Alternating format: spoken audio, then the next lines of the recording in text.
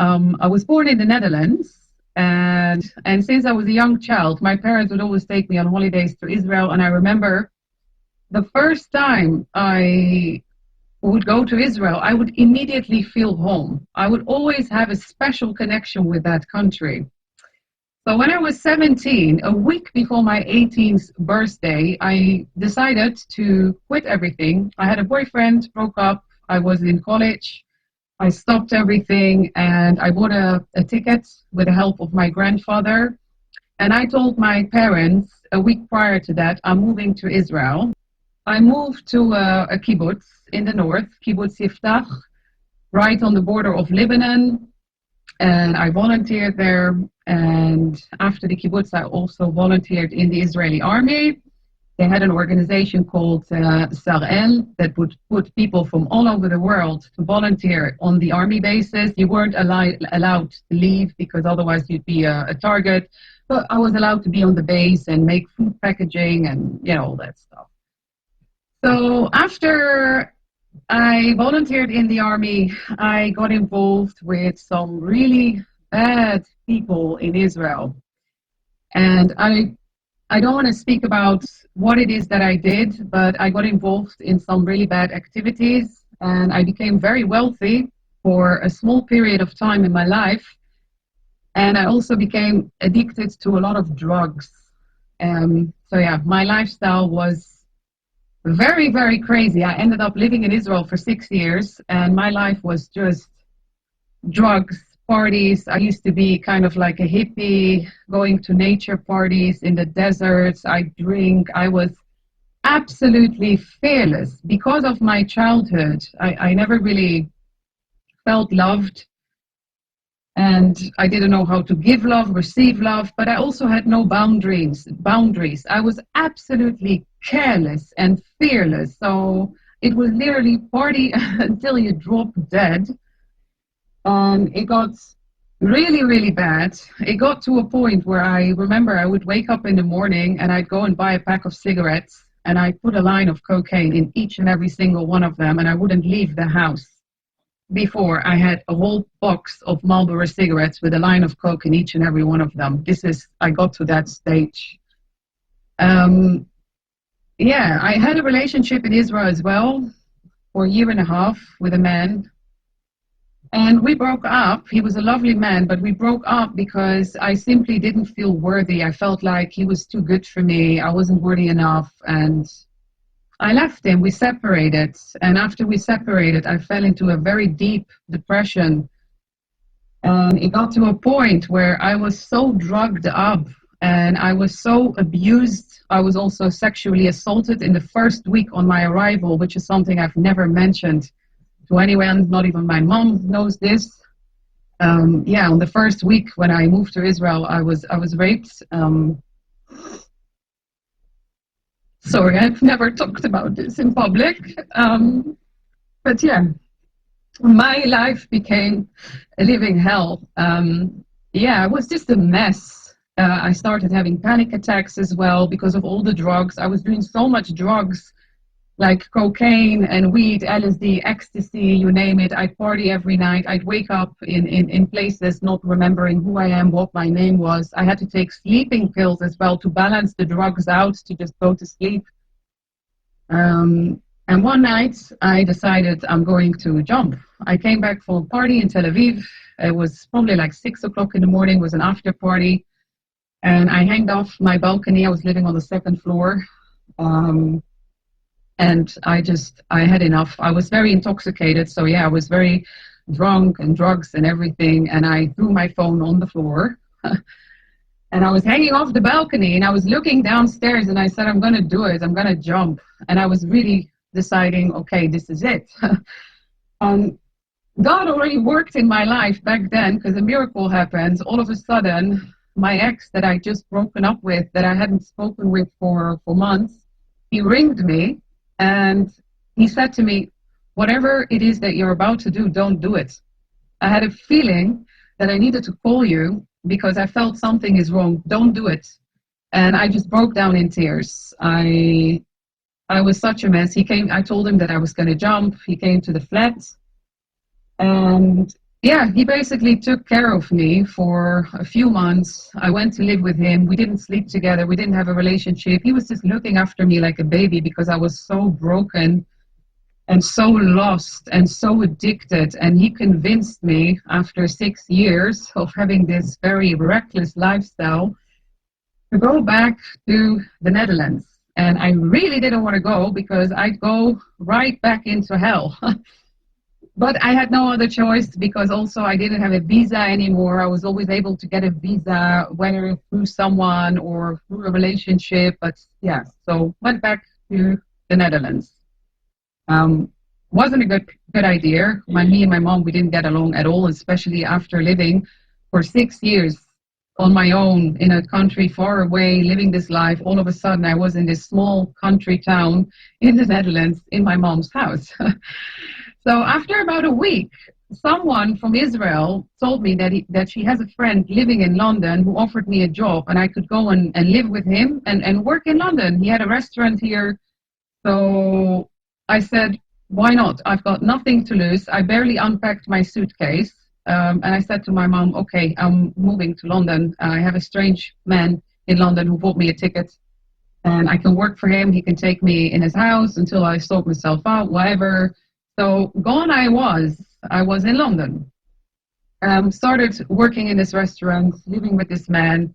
And we kind of had a thing going on between us. Wasn't a serious relationship, but he was abusive towards me. And the neighbor that was living downstairs noticed that he was not treating me very well. But obviously, I was dependent on him because he was my boss. He was also my housemate because all of a sudden we lived together. And he said to me, why don't you come and move in with me? And I said, okay. So I packed all my stuff and I moved from the third floor to the second floor in with the neighbor. And the neighbor was really nice. And he was a drug dealer and a user, and I loved drugs. And I thought, great, now I don't have to pay for it. So again, same thing in London. We started going to nature parties. I started doing drugs, and we were kind of like on and off. I might have gone back to the Netherlands a couple of times for a few weeks and come back. But eventually, um, I became pregnant, and it was not something by choice. But as I said, I was reckless. I wasn't careful with these kind of things. So I got pregnant, and I got pregnant in the moment where I decided to just end it with him. So, but I had to tell him, and I said, listen, I'm pregnant, I'm going to have an abortion. I tried to book an appointment. After thinking about it for a while, I did. But just before I went to the appointment of the abortion clinic, I said, let's go to the doctor and see how far I am. And I discovered that I was almost 2 months pregnant. And it was terrible because I was still doing cocaine and drugs and drinking and everything. And, after 6 weeks, there's a heartbeat with the baby. And when they put the scan, when they put the thingy on my belly and I could hear the heartbeat, I just, something inside of me, and this must have been, again, God intervening, because I never wanted to have children. I never wanted to live together, get married, nothing. Family, marriage, no. That was like a big no-no for me. But something inside of me told me, this is not your call. I'm not the author of life and death. I knew deep inside that this was wrong, even though I didn't want to stay together with my then boyfriend, dealer, user, whatever. I just couldn't do it. I couldn't do it. So I had the baby. And that was very difficult because after I gave birth, I suffered from a postnatal depression. And that was, yeah, that was not fun. I don't know if people are familiar with what that is, but it's like being afraid with your own child, being in the same room, because I was afraid I was going to harm her. And I had all these thoughts and images in my head of smashing her head against the wall that would just come intrusive. And I didn't understand it. I didn't understand at the time that I had a postnatal depression. And I was also afraid to talk to people about it because I was afraid that if I would tell someone or social service that I'd come and take my baby away. And I got to a point where I was so broken from the insides, like a lot of abuse and pain, and things got so out of control, and I was feeling so miserable that I was thinking to take my own life, and I felt completely unworthy, unloved, And I thought, you know what, this world is better off without me. Even my daughter, she'd be better off without me because I'm a failure, you know.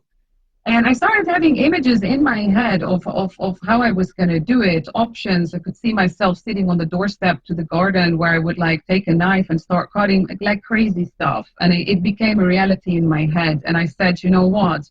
Before I'm going to do this, I'm going to have a chat with God. Because I was never interested in God, religion. I never believed the Bible. I thought there was something, but I didn't know what, but never crossed my mind. Although in those final years of my marriage, I did realize a lot of evil happening in the world. And this is something that always made me question, where does all this evil come from? Why is the world the way that it is? Why does evil happen to good people? I don't understand it. There must be a reason for it. And I figured out if there is evil, then there must be good. So I said, let's see if there is a God. So one night I put my daughter to sleep, and after I put her to sleep in the bedroom, I went to the living room, and my husband was out and about, and I just said, you know, God, if you exist, then you need to show it to me, because if you're not going to show it to me, I'm going to take my life. And I was dead serious. That was the second time. And the second time God intervened, because I kneeled down and I saw a light, a bright light. It became super bright around me. And I felt a hand touching my shoulder, and I heard a voice, but it wasn't an audible voice. It was an inner voice. And something said, I am here. And then I just started bawling. I just started crying. I started shaking. I don't remember how long that took, but it took a while. And then when I stopped crying and I got up from the floor, I was in complete shock, because clearly there was a God and it was trying to communicate with me, but which God? I was just completely shocked by the whole experience. So I went to bed, and the next morning when I woke up, I was looking for a play group for my daughter, and this was on a weekday, it wasn't on a Sunday. And I was just Googling on my phone play groups for kids nearby, and it gave me an address. So I took the bus, went there, and it landed me in front of a church, and it was closed. It was a huge church. And I was like, you must be kidding me. And I thought this might maybe just a sign from God. And it was. But it was closed. So I called the number on Google and I said, I think I'm in the wrong place because I'm standing in front of a church. And they were like, yeah, this is the right place. Just walk around in the back. There's a little room on the side of the church. And that's where we have the play group. It's part of the church organization. I said, okay. So I went there. And when I got in, I started talking to these people, and they were super nice. I didn't dare telling anyone about my experience because I thought they must be thinking that I'm crazy. Now I understand these are the only people that probably think this is not weird at all because we believe in God. But I didn't say anything. I just zipped my mouth. And the pastor was there that day with his kids as well. And he said, why don't you come to church on Sunday? And I didn't have anything to lose. And also they told me on Sunday they have like the Sunday school for little kids, so you can drop your daughter and maybe she'll like it. So I said, okay, why not? So when I came home, I told my husband, and he's Jewish Israeli, I'm going to church on Sunday. And he was looking at me like if I have lost my mind. But he didn't care. He was like, do whatever you want, you know. And I did. I went to the church, and I was wearing ripped jeans, shaven head, lots of jewelry, crop top. I looked like a junkie, like honestly, like I just walked out of a punk bar. Went like that to the church, dropped off my daughter in Sunday school, sat down, and the whole lecture was about why Jesus Christ died for our sin. And as I was sitting there, I was listening to that. And I thought, these people are absolutely insane. They're crazy. Like, honestly, why does God, if one of the commandments is you shall not murder, why does God murder his own son? Why does blood needs to be shed for my sin? I'm a sinner. I'm a bad person after everything that happened to me. I'm just being like abused and hurt all the time. And I'm a sinner. So I thought, no, this is not right. So I went after the service up to the pastor, and I asked him, like, honestly, what is this? Is this some kind of blood ritual? Like, what's wrong with you people? And he said, he gave me a really bad answer. And yeah, so I still felt nothing. And I kept on going just for the sake of my daughter to go to this Sunday school. And after a couple of weeks, I stopped going. They did give me a Bible. So I had a Bible and I was starting to read it just a little bit here and there. I always found prophecies very interesting because of what things that were happening in the world. But I didn't really take it seriously. And also because I was married to a Jewish man. He had a lot of friends, and some of them were religious, and they introduced me to rabbis. And they're incredibly smart. They have answers for everything. So I started listening to rabbis. And I slowly started converting to Judaism. So here I am, married to a secular Israeli Jew, and now I'm living like an Orthodox Jew. Very, my husband really thought that I completely lost it, because I started covering myself, I started keeping the Shabbat, I started listening to all these Torah classes online. And yeah, he eventually said to me, listen, I'm concerned for your mental health. I think you're going mental and I'm seriously worried about you. And I was just digging for the truth, man. And eventually I ended up, because when I was doing all the Shabbat and this and rabbis, I still felt empty.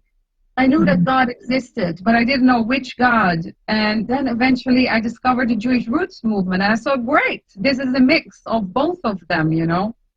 So I got into that, ended up going to a Messianic congregation. So it's like a church on the Saturday where they do believe in Yeshua, the Messiah, but they keep all the Jewish holidays and whatever.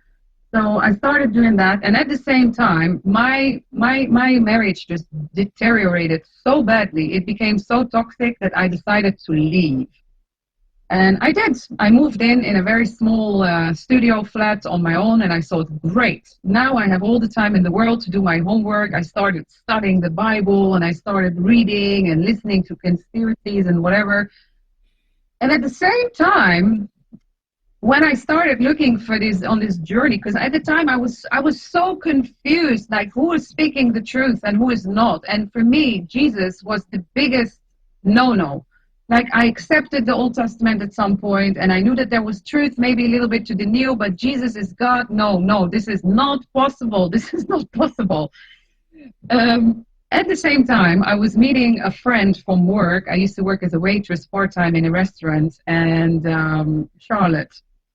And she invited me to go to this place called Metalworks. She introduced me. So after we finished working, she said, I discovered this place called Metalworks, and this is a rock community of metalheads, long hair, bearded men with lots of tattoos, playing all kind of metal and hard rock, AC/DC, and all that stuff.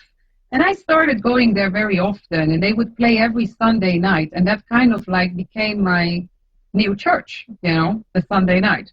So I'd go to Metalworks, and I started seeing a guy. He was a beautiful guy, Italian dude with long hair, looks like a rock star, very, very talented singer. And yeah, we were kind of like dating on and off. And this man, he had a very, very dark presence over him. He was obsessed with Lucifer. He was wearing a pentagram always around his neck and on his belt, and he wanted to have Lucifer tattooed on his back. And he even told me once, I want to take you to Scotland to show you the statue of Lucifer. And once, I will never forget that moment, he just like shoved his face in my face, and he said, I want your mind, your body, and your soul, but like in such a creepy way that I will never ever forget it. He wasn't a Satanist, or at least not claimed to be a Satanist. He was a rock singer. But he was super nice. Don't get me wrong, because, you know, Satan masquerades as an angel of light. I do understand that now, after many hard lessons. And he was always very nice to me, very respectful. And yeah, we had a lot of fun. But something inside of me told me something is not right here. And what I actually forgot to mention is that when I started digging in the Bible in the last year of my marriage, before I moved on my own, I started suffering from my first sleeping paralysis. And I remember that I went to sleep one day on the sofa to have a nap. And this is the first time this happened to me. And I had no idea what it was. And I opened my eyes and I realized the presence of something dark was pinning me down on the sofa. And it was so strange because at the time I was digging in the Bible, Jewish roots movement, and whatever, and I couldn't move, but I was fully conscious. And in my head, because I couldn't scream, I started screaming out the name of Jesus. Just happened. Jesus, Jesus! And boom, it let me go. And I thought that was very, very strange. And these attacks, every time I would really dig deep for the truth, and I'd pray a lot and I'd read the Bible. I mentioned these things started happening to me. I also had, even when I was still married with my ex-husband, then I stepped into the shower, and the face of a demon, like literally, like let's say this is the shower, it just came out of the wall, like in my face. And I thought, what in the world is this? And much more crazy stuff, that wind started blowing in the living room, even though the windows and everything was shut. And that only happened after I went to that church, that somebody gave me a Bible, started reading it, and then Jewish, all that stuff. And when I started dating this guy from Metalworks, I was in a spiritual warfare, but I didn't understand it at the time because I had zero knowledge about what spiritual warfare was. I didn't know anything. I knew, yeah, Jesus loves you, and we're sinners, but I knew nothing, nothing. So these attacks became more prominent because I found it strange that all of a sudden I was dating a guy who was obsessed with Lucifer, but he was very charming, he was very nice, he was very popular and talented and all that stuff, but there was just that dark thing. And one day I had an outer body experience where I went to sleep, and actually this guy was sleeping next to me, and in the middle of the night I woke up with my eyes open and I realized I'm awake. Then I left my body, my soul or my spirit. I went to the corner of my room, of the studio flat that I was living in at the time, and I was looking at myself sleeping.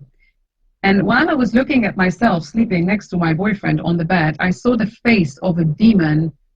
It was about, I don't know if you can see it, this big, and it was just the head, had kind of like an oval black shape.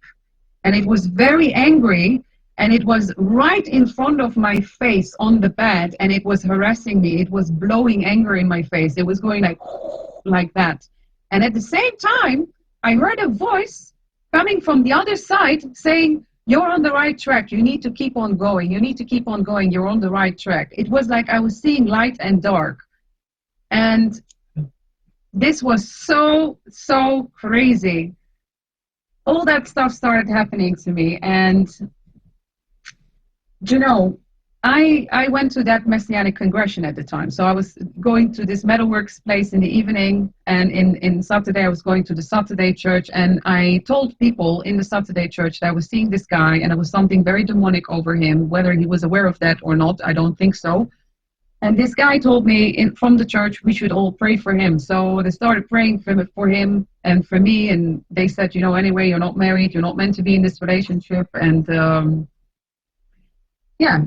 crying, praying, went back home, took the tube, got back home, and then this guy calls me up, and he's like, "Where have you been?" And he knew I was going to the Saturday church, and I told him I've been to the church, and he said he wouldn't believe me. All of a sudden, he said, "No, you're cheating on me." And I said, "No, I just came back from the church." And he's like, "No, you're cheating on me, you're cheating on me, you're cheating on me." He went absolutely nuts, and we didn't argue, we didn't fight. This came out of nowhere. And then he just hung up the phone. And after that, I get 2 messages on the WhatsApp, voice messages. And it's like his voice changed. I got one message, and I will rephrase what I can. It said, "This is a message for the person who lives inside my Talitha. Get out of that soul. You're in the wrong body, and give my Talitha back. I know you can hear me. Get out of that soul." And then he said a swear word. And after that, I got another message that literally he said to me, "Amen, Satan." And I said, okay, this is not okay. So obviously we broke up. And after all these experiences, I got so angry with God because, I was trying to look for the truth, and then it started storming in my life. And I didn't feel like I deserved this. I just, and also we prayed, and then the next day I broke up with this guy. So I cursed God out loud in my studio. I said, "I hate you. Go away from me. I don't want to have anything to do with you anymore. But after that experience, I got into the New Age spirituality, but like full on. And I convinced myself that you create your own reality, and that's such a deep and clever deception of the enemy that, there is no ultimate truth. And that way no one is right and no one is wrong, because you create your own reality with your thoughts. And I thought maybe I needed a reason to believe, because I was so depressed, I was so miserable, and I'd convinced myself that I manifested all these things because I wanted it to be true. So I really thought that these things that God showed me, all this stuff that happened to me, that it didn't happen. I chose to be willfully blind at that point, and this is a very dangerous thing to do. I understand now. So I rebelled against God, and I started listening to Louise Hay, Wayne Dyer, all these self-help gurus. I wrote on my mirror, "I am enough" with red lipstick. I was doing self-manifestation, got into the Silva mind control method as well. I started doing Wim Hof breathing. I started exercising, cold showers, doing Qigong. I was doing so much stuff. And you know what? It worked.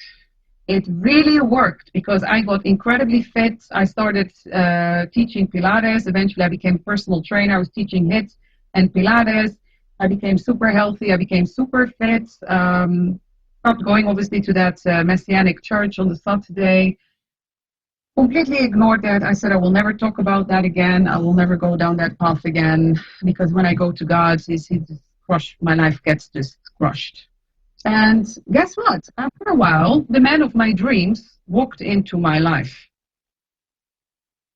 Now, I am willing to say now, this is the refined version of boyfriend number one, which I now understand because God made it very clear. The enemy knows my weaknesses, and I have a weakness for rock stars, dating tall men, beautiful Latino men with long hair that are talented and charming, So, yeah, number two walks into my life. And I fell madly in love with this man, because he was gorgeous and talented and super kind, super calm. It was almost too good to be true. And now I understand it was, because I remember even saying to one of my good friends, man, this is too good to be true. I had a relationship like fairy tales in the movies. We never fight, we never argue. He was this popular, beautiful Latino musician. I was the popular fitness girl. We were the perfect couple. A lot of people used to envy us and say, wow, we got it all together, whatever. And my life for the first time after everything I went through, went well. And I said, wow, this is it. And then God was drawing me. Something inside of me told me I need to come back to God. And I really didn't want to. I was afraid to touch that part of my past. But I couldn't ignore this feeling. And I said, oh no, what if everything that happened to me, all these things that God showed me, what if they really happened and I didn't imagine that? What if all these demons, all this sleeping paralysis and all this crazy stuff, well, what if this actually, what if it's true? So I said, you know what, I need to go on my knees and repent. And I felt very embarrassed. So again, I went on my knees in the living room, and I felt so ashamed. I knew I messed up, because deep inside I knew it, but I was just ignoring it because I had built this perfect fake life. And I just said to God, God, I'm so sorry. If you are real, then you need to make it crystal clear to me, because I cannot go through all that stuff again. I need you to help me and to show me the truth. And I'm sorry that I walked away from you, basically. And I also told God, maybe you aren't real, but I'm not sure. I'm very confused at this point. Maybe I'm going insane again. So I just told God the truth, how I felt. Lo and behold, what happened the next day? Guess what? I went to my boyfriend, the beautiful musician boyfriend. We had a barbecue, and I started talking to him. I was slightly drunk, not very drunk. I was tipsy, and I was talking to him about the circumstances in the pandemic, and that I could see and feel that something is off and is not right. And he got really, really angry with me, and I was interrupting him multiple times speaking, and he couldn't stand it.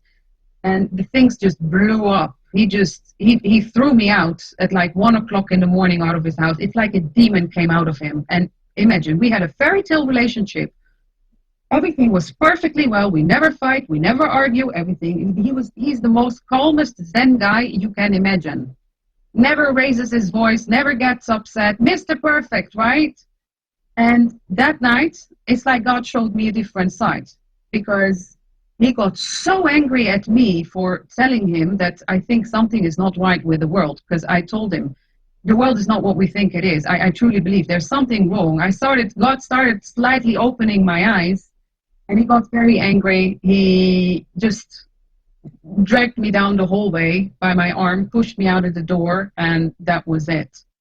It was really, really bad. So we broke up. And I said to myself, okay, let's get this straight. Everything goes super well in my life. I have my fitness business that I was setting up. It was in the beginning, so I wasn't super popular. Okay, I'm got super fit. I have this lovely boyfriend, and I'm popular, and I go to all these gigs, and honestly, and now I pray. And the day after, I break up with my boyfriend, and I thought to myself, maybe this is a sign from God. But this time, I didn't get angry with God. This time I said, I need to be careful with my moves here. And I think deep inside, I knew that the Bible was true. I just was rebelling against it. Oh boy, I am so stubborn. So we separated for about 3 weeks. And in those 3 weeks, I decided to take the time to go back to God. So I bought my Bible again from W.H. Smith online. I remember I was very scared to buy that Bible, because I knew if I'm going to buy it, probably things are going to happen. And guess what? They did. So I bought the Bible, and I started reading the Bible again and praying, and something other strange happened to me. And I had a journal, and I would write a lot of things. And because so many things had happened in my life, I said, I'm just going to have to write it down. I was going to write down my thoughts about everything that happened, because I like to write, because it's like a therapy. If I write stuff on the paper, then I can just let go of it.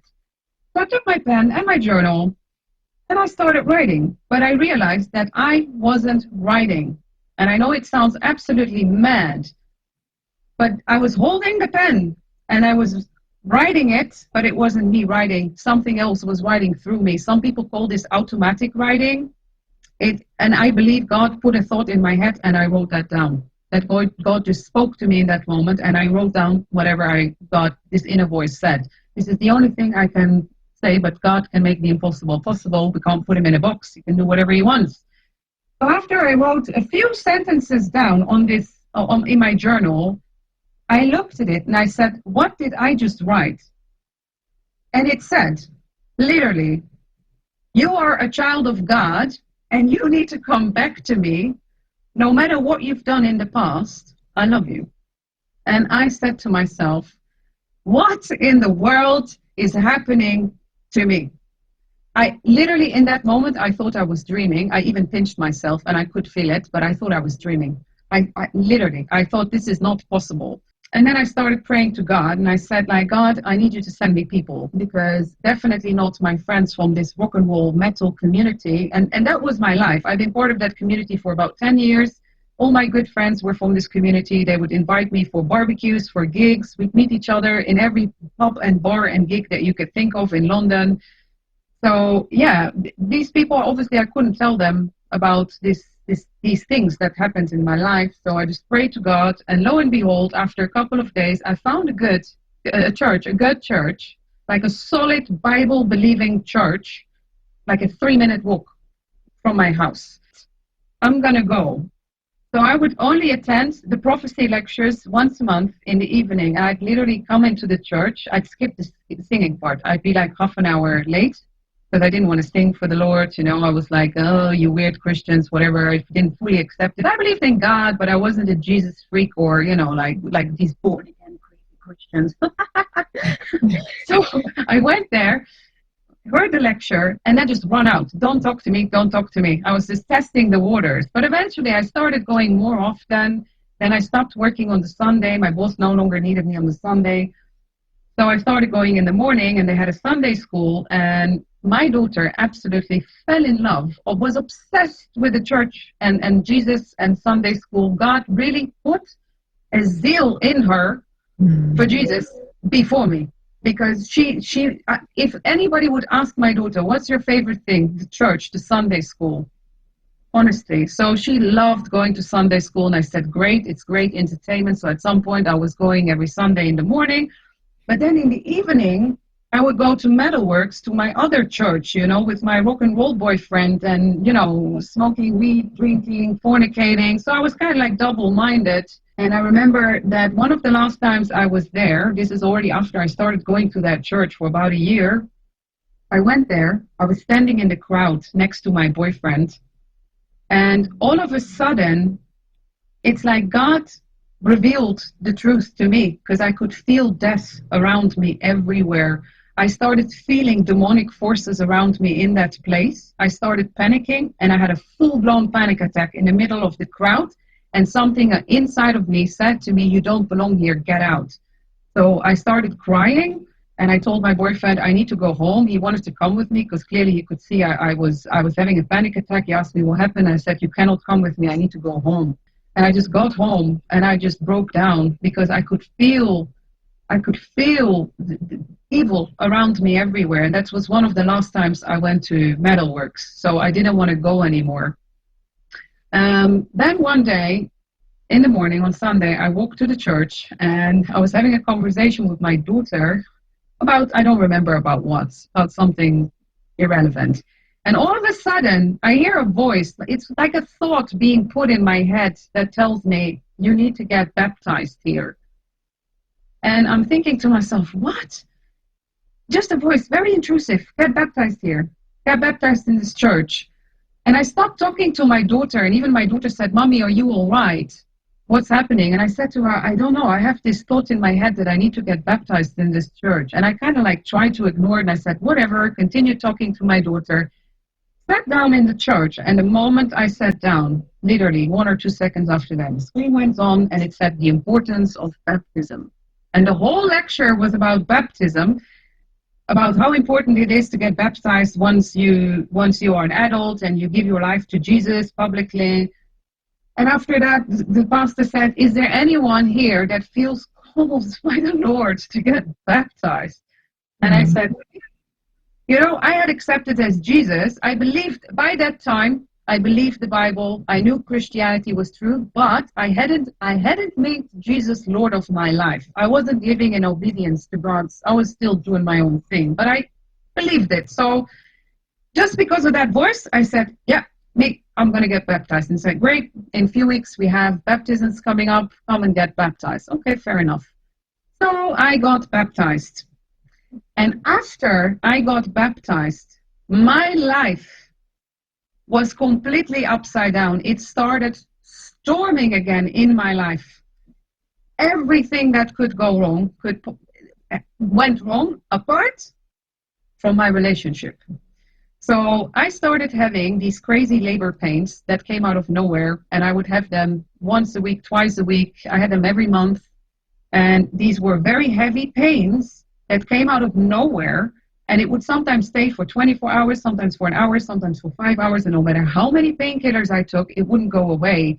And I even went to the hospital. I thought I had a condition called endometriosis, had myself checked. I did scans, blood tests, and all the doctors said, you are perfectly fine. And I didn't understand all of a sudden. And I'd like also to mention that after I got baptized, every time I tried to sleep with my boyfriend, which was my boyfriend at the time already for like 3 years, I was in pain. And this is kind of the first time it triggered these cramps, and they kept on coming back. So never had that problem before. This was after I was baptized.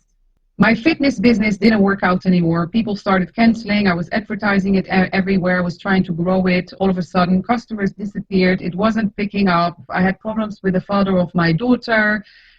I mean, so much stuff happened to me. I started having nightmares again. I started dreaming, and it's almost like in my sleep, I would shift between two realms, and I could see demons so strange. Like all this stuff was happening to me, and I didn't understand why, because I thought to myself, I got baptized, I'm reading the Bible, I'm going to the church, and everything was going wrong because I was smoking weed, getting drunk, going to gigs, I was fornicating, I was still swearing while I was sitting in the church being baptized and whatever. So after this sleeping paralysis, I got so upset again with God because I said, okay, I'm doing what you're telling me to do. You told me to get baptized. I'm doing that. What else do you want? So I got upset. And guess what I did? After everything that God showed me, I went back to meditation, even though that I knew that it was bad, but I was willfully rebelling this time. Like, honestly, I was fully aware that meditation was an occult practice. And I said, I just need to have quiet because everything is storming again. I don't understand. And I was like ready to convince myself again that I'd gone crazy. Honestly, I was going to do the same loop. The enemy had me do the same loop. And the funny thing is the only thing that went well was my relationship. The only thing. Everything else was going wrong. So I started meditating. I stopped going to the church that I had been baptized. I stopped going for like 2 or 3 weeks. And even my daughter, she said, Mommy, why are you meditating? You told me that's demonic. You're not supposed to do that. And I was trying to justify it. And she was like, you shouldn't be doing that. And nothing was working out. So what I did is, again, I decided to have a serious talk with God. I remember saying to God, what do you want from me? I was just like sitting here out loud in my living room. My neighbor must have thought I've gone crazy. And I was like, I'm doing all this thing. I'm telling you all the time. Everything you're telling me, I'm doing it. Going to the church, I got baptized, I'm praying, I don't know, everything is going wrong. And why do these things happen to me? Sleeping paralysis, you've given me all these abilities, all these talents, I'm not allowed to use them. Like, what do you want from me? And then I started crying out and saying, God, you need to show me the truth, and I need a massive intervention in my life because otherwise I'm going to break. I don't know.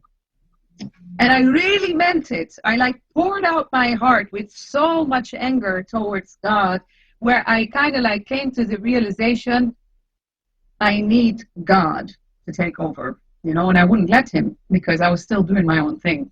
But I didn't know it, or I didn't get it because I was still kind of like half blind. So that night, everything changed because I woke up a different person. That night, I went to sleep and I woke up in the middle of the night.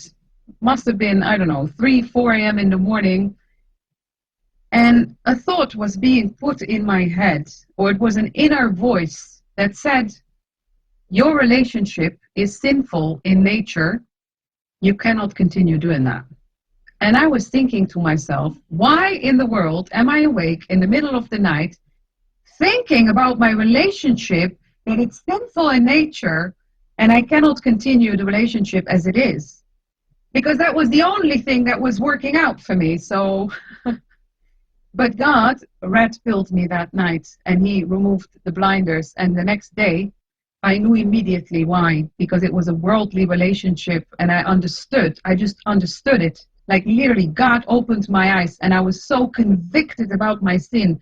I could see through the lens of God. And I could see my sin. I knew sleeping with my boyfriend was wrong. I just knew it.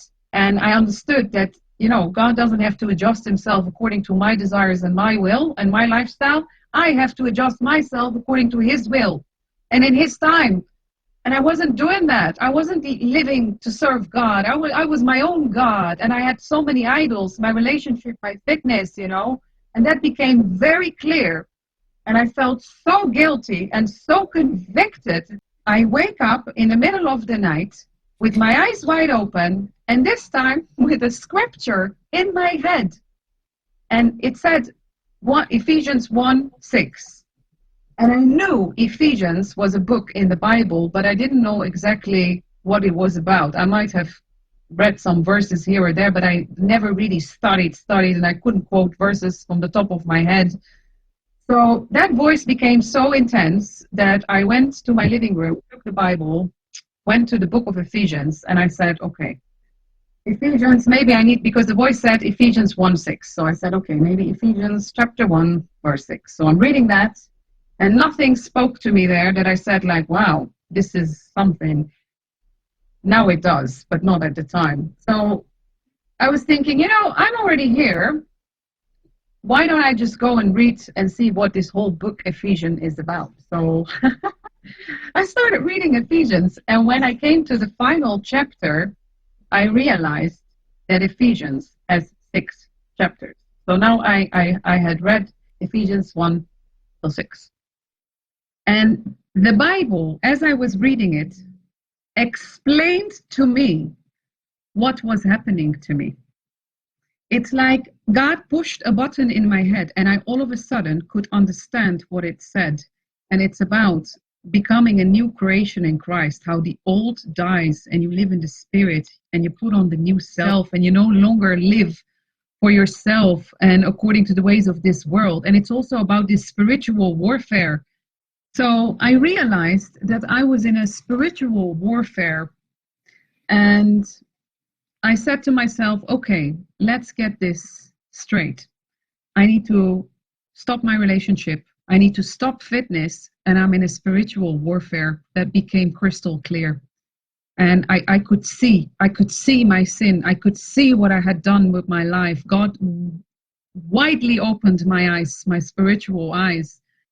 And I also knew that I had to speak to my boyfriend, and how was I going to tell him this? Because this came kind of like out of the blue. So I went to the church on Sunday, and after the Sunday, I told him to meet me in the park, and we did. And then I just dropped the bomb. And I told him, listen, what you and me are doing right here is not okay. And then I told him, I have a vision of a godly relationship. I want a relationship on God's term. But yeah, what you and me, this whole thing, because we didn't live together. I was always the one that said, I don't want to get married. I don't want to have kids. I don't want to have lived together. I never wanted to have any strings attached to anybody or nothing, And he was super cool with that, because he was the rock musician, touring, going. And we were kind of like part-time boyfriend, girlfriend. And the entire relationship was based on just feelings, emotions, attractions, nothing godly there. We'd drink, we'd have sex, we'd talk, listen to music, have fun, and that was it. There was no foundation whatsoever. And it was convenient to me for a while, because I liked having my own control, my space, and for him as well. But then all of a sudden I switched. And I switched so radically, so quickly, that it shocked him, and he was overwhelmed. And I can totally understand it as well. Like, whoa, what happened to my girlfriend? I was a different person. So he asked me, what should we do? Should we live together? He was very, very shocked. And I decided I was going to fast on it. So I went on a fast, which is very strange, because some you need to fast. And I never fasted before. I didn't even know the power of fasting. All of a sudden, I just felt like I need to fast. So I guess God wanted me. He called me to do so. So I just was obedient. I knew by now, like, you don't want to mess with God. So God tells me to do something, I go and do it. So I fasted for 2 days, and I was waiting for an answer from God. And on the third day, when I met my boyfriend, he asked me, so did you get an answer? And I didn't. I didn't get any answer from God, because sometimes God doesn't answer immediately and you don't know what he's doing in the background. It's a yes, a no, or wait. And God didn't answer me. So on the third day, when I met him, I told him I didn't get an answer. He said to me, I need a yes or a no. I love you. I want to be with you. I need to know what you want. And then I told him, I can't answer you, because it's not about me and what I want. It's about God and what God wants. And he got really upset when I said that. And obviously I was madly in love with this man, but it wasn't about me anymore. I wouldn't dare going against God's will. And I knew that what we were doing wasn't all right. So he walked out. He was really upset. And my world once again came crashing down, because, okay, my boyfriend is upset. My fitness is gone. I'm in a warfare, like honestly, after everything I went through, everything come crashing down again. So I panicked. I called my pastor from work, and I said to him, listen, my world is collapsing. I need to speak to you. This was during a weekday. And he said, okay, can you meet me today in the evening in the church? So I said, yeah, fine. So I went to meet him in the evening, went to the church, and he brought another few ladies with him, and we all met in the office. And I was, at that point, I was so shocked by everything that happened in my life, because God gave me 3 revelations in a row telling me this needs to go, and you're in a spiritual warfare. And I understood, like, I need to give my all to Christ. I can't play games and have one foot in the world and one foot out, because I was being double-minded. And the Bible is pretty clear on it, you know. God wants full commitment, not only when it's convenient. And that's what I've been doing for such a long time. And I understood the cost. I understood it. So when I sat down on the chair in the office with the ladies and the pastor, I was about to throw all my stuff on top of them. And before I did, the pastor said, before you start speaking, can I say one thing? And I said, sure, you can. And he said, before I came to the church, I started praying for you in my car, and God put 2 things on my heart. He said, there's a problem with your boyfriend. There's a spiritual issue there. And Ephesians 1:6. And my mouth, honestly, my mouth just dropped open, and I started bawling, because then I knew, like, this is not a joke, because God had confirmed it through somebody else. And I started just crying, and I was so scared. I was so scared. I didn't want to give up the love of my life. I didn't want to give up my popularity. I didn't want to give up my fitness. I didn't want to give up my sex life. I didn't want to give up my gigs. I just couldn't. And I just started crying and bawling, and people started praying on me. And there was this lady that she was so sweet. She started hugging me because she saw in how much pain I was. It was such a difficult moment for me, because I realized that I had to change my life, and that these things that I was doing wasn't good for me. And this lady started hugging me. She started crying with me, over me, and I must have spent there a good 2-3 hours. And the main prayer was that God will set me free, and they were asking God to intervene in my life and to help me turn my life around, because I, on my own human physical power, impossible. And after a couple of hours, after we finished praying, I walked out of that church, and I will never, ever forget that moment that I walked out of that church. When I walked out of that church on the way home, it's like a heavy burden, a heavy cloud just fell off of me. I felt so much joy in my spirit, and I felt very light, like a feather. I was on fire.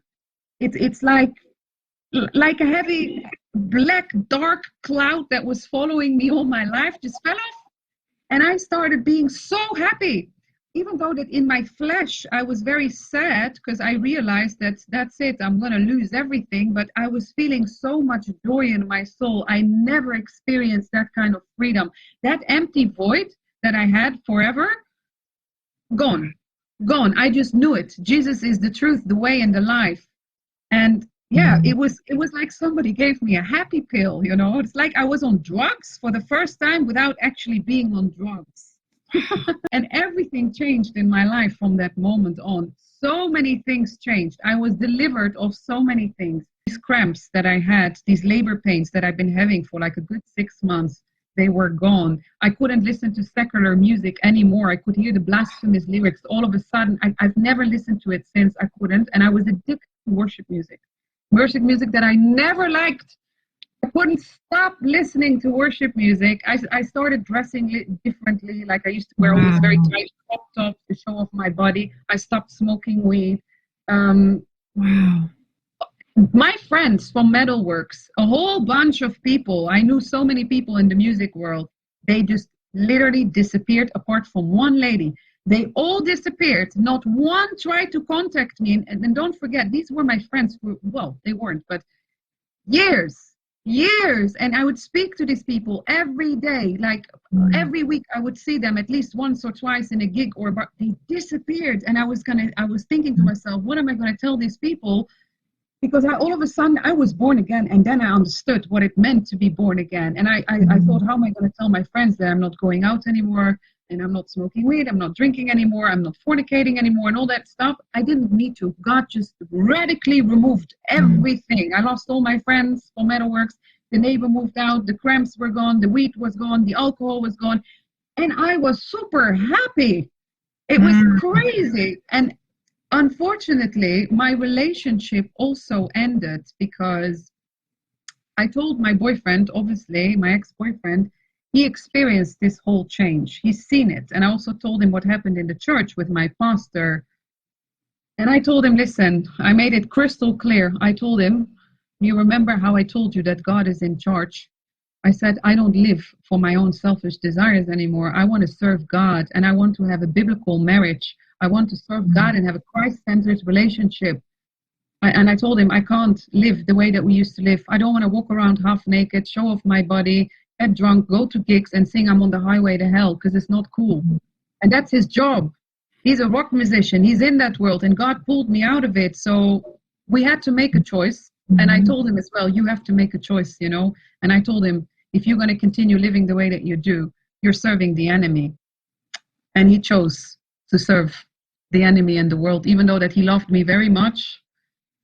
The enemy has a full grip on his life, and I pray for him every day, because I loved him so much. Even when we separated, I was still madly in love with him, and I was leaving him because I knew it was a stronghold. I had to leave, and that was probably one of the most difficult things that I'd ever done, that the man of my dreams, love of my life, now I understand it wasn't a relationship at all, because we didn't share anything. But I had to make a choice. I said, if I follow God, I need to follow his will and do things his way, not my way. So yeah, unfortunately, we went separate ways, which was very painful. Not in the beginning, because I felt so happy, but after about a month that I was super happy, I went through a heavy episode of spiritual warfare. I started having doubts, and I was like, what if I made a mistake? What if I gave up everything? But what if it's not true, you know?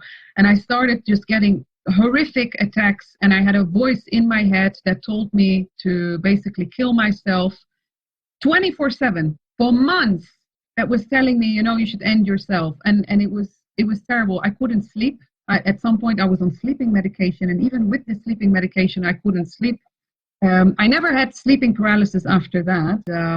I was fasting a lot. I was praying a lot. I wasn't having any social life at the time. I was completely cut off, and I knew I need to just persevere, because I knew, like, the enemy is on my back. I could feel that. And that lasted for a couple of months, where I was so weak. I couldn't eat. I couldn't exercise. I was hearing whispers in my ear. I was not sleeping well. Plus, I'm a single mother. I have my daughter to look after. So it was very stressful.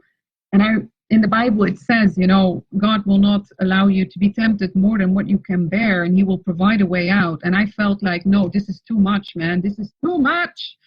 So one night I went on my knees, and I was at my end. And I literally said to the Lord, I said, I'd rather stop living after everything than having this for another week. And I meant it. Very funny thing happened, because that night, after I cried out and said, God, please make it stop. I can't bear it anymore. This is honestly, I feel like I'm 80 years old. I went to bed, and the next morning I woke up, took a bus to the dentist, had an appointment. And when I got out of the bus, there was a crowd of people around me. And there was one guy from far away pointing at me. And he said, Jesus loves you. If it gets difficult, don't give up. You're doing the right thing. Don't give up. You need to keep going. Just trust in the Lord, because Jesus loves you. And he just shouted that out loud with all these people around me pointing at me. And I was looking to the left, and I was looking to the right to see if there's anyone around me. And he said, no, I'm talking to you. And then he came to about 2-3 meters close to me, took an alleyway to the right, and boom, disappeared. Never seen this guy before, never seen him afterwards. And this kind of stuff started happening quite often to me during that season of suffering. It was like every time I was at breaking point, God did a little miracle in my life, you know, to lift me up. And I now realize that it was necessary for me. God had to completely break me in order to remake me, because I'm so stubborn. And I messed up and run away so many times. God kept on drawing me. He kept on drawing me. And I didn't want to listen. I didn't want to give it all up. So I kept on running until God said, you know what, Talitha, enough is enough. And then I knew I had to make a choice. And I did. And eventually, after these few months of like really intensive spiritual warfare, after I was saved, this is when finally, I understood that I can do nothing without God, but I can do everything through Christ, and that I just need to hand it to him, and that I can just rest in the Lord. I never understood the peace of the Lord, the joy of the Lord, and I never understood when people say, just hand it to the Lord. I was like, well, you talk very easily. What does that mean, just hand it to the Lord? But now I do know what it means.